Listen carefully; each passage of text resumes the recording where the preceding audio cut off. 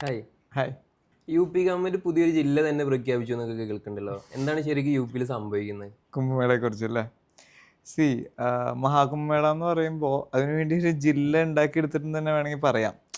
As in U P സർക്കാർ അത്രയ്ക്ക് pre വർക്കാണ് ഈ മഹാകുംഭമേളയ്ക്ക് വേണ്ടിയിട്ട് ചെയ്തിട്ടുള്ളത്. ഉം. ഇപ്പോൾ പറയുകയാണെങ്കിൽ ഒരു 4000 ഹെക്ടയർ സ്ഥലത്ത് ഒരു ജില്ല തന്നെ അവർ ഉണ്ടാക്കിയെടുത്തിട്ടുണ്ട്. ഒരു 1.5 ലക്ഷത്തോളം ടോയ്ലറ്റ് സംവിധാനങ്ങളോട് കൂടി 1,60,000-ത്തിനടുത്ത് ടെൻറ്റുകൾ അവർ പണിതു. ഉം. അതുപോലെ തന്നെ ഒരു 1000 ഹെക്ടയർ പാർക്കിംഗ് സ്പേസ് മാത്രമായിട്ട് അവർ അലോട്ട് ചെയ്തിട്ടുണ്ട്. പിന്നെ നോക്കുകയാണെങ്കിൽ ഇപ്പോൾ ഈ വരുന്ന ഭക്തരുടെ സേഫ്റ്റിക്ക് വേണ്ടിയിട്ട് 700-ൽ പരം doctors, I mean paramedics, 400+ doctors, 3000-ൽ പരം AI ക്യാമറാസ് എല്ലാം ഇവർ സ്ഥാപിച്ചിട്ടുണ്ട്. പിന്നെ ഇത് മാത്രമല്ല, ഇപ്പോൾ ഇതിൻ്റെ ക്ലീനിങ് പർപ്പസിന് വേണ്ടി മാത്രം 10,000-ത്തോളം ക്ലീനിങ് സ്റ്റാഫുകളെയാണ് അവർ അറേഞ്ച് ചെയ്തിട്ടുള്ളത്. പിന്നെ പറയുകയാണെങ്കിൽ സ്നാനം നടക്കുന്ന സ്ഥലത്ത് ഏകദേശം 1,00,000-ത്തോളം 50,000 പോലീസുകാരെ അവർ പ്രൊട്ടക്ഷന് വേണ്ടി മാത്രം ഏർപ്പാടാക്കിയിട്ടുണ്ട്. പിന്നെ ആ അതായത് AI ചാറ്റ് ബോട്ട് അവരൊരു ആപ്പ് തന്നെ മഹാകുംഭം എന്ന് പറഞ്ഞിട്ടൊരു ആപ്പ് തന്നെ യു പി സർക്കാർ പുറത്തിറക്കിയിട്ടുണ്ട് ഇതിന് വേണ്ടിയിട്ട്. അതുപോലെ തന്നെ ഒരു 10 ലാംഗ്വേജസ് അടങ്ങുന്ന ഒരു AI ചാറ്റ് ബോട്ടും അവർ അറേഞ്ച് ചെയ്തിട്ടുണ്ട്. ഇത്രയും വലിയൊരു പ്ലാനാണ് അവരുടെ. പറയുകയാണെങ്കിൽ 1.5 കോടിയോളം മീൽസാണ് അവരൊരു ദിവസം ഭക്തജനങ്ങൾക്ക് വേണ്ടി മാത്രം പ്രിപ്പയർ ചെയ്തുകൊണ്ടിരിക്കുന്നത്. ഈ കുംഭമേളയുടെ ഐതിഹ്യം ഭയങ്കര രസമാണ്.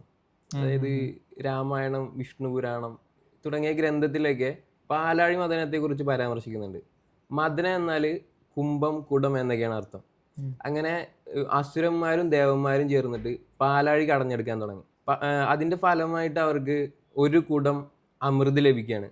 അമൃതിൻ്റെ ഒരു പ്രത്യേകത എന്താണെന്ന് വെച്ചിട്ടുണ്ടെങ്കിൽ അമൃത് കഴിച്ചവർക്ക് മരണം ഉണ്ടാവില്ല എന്നാണ് പൊതുവെയുള്ളൊരു വിശ്വാസം. എന്നാൽ കയ്യിൽ കിട്ടിയ അമൃത് അസുരന്മാർക്ക് കിട്ടാതിരിക്കാൻ വേണ്ടിയിട്ട് ദേവന്മാരിൽപ്പെട്ട ഇന്ദ്രൻ്റെ മകൻ ജയന്തൻ ആ അമൃതുമായിട്ട് ഓടുകയാണ് ചെയ്യുന്നത്.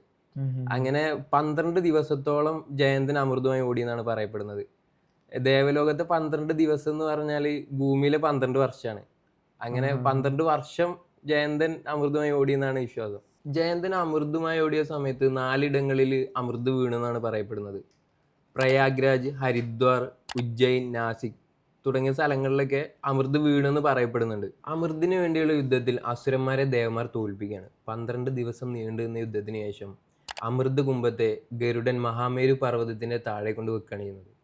അമൃതിൻ്റെ മർദ്ദത്തിൻ്റെ ഫലമായി ഓരോ 12 വർഷം കൂടുമ്പോഴും അത് ഭൗമാന്തര ഭാഗങ്ങളിൽ കൂടെ ഒഴുകി ഓരോ പുണ്യ സങ്കേതങ്ങളിലെ ജലങ്ങളിൽ കലരുമെന്നാണ് വിശ്വസിക്കപ്പെടുന്നത്.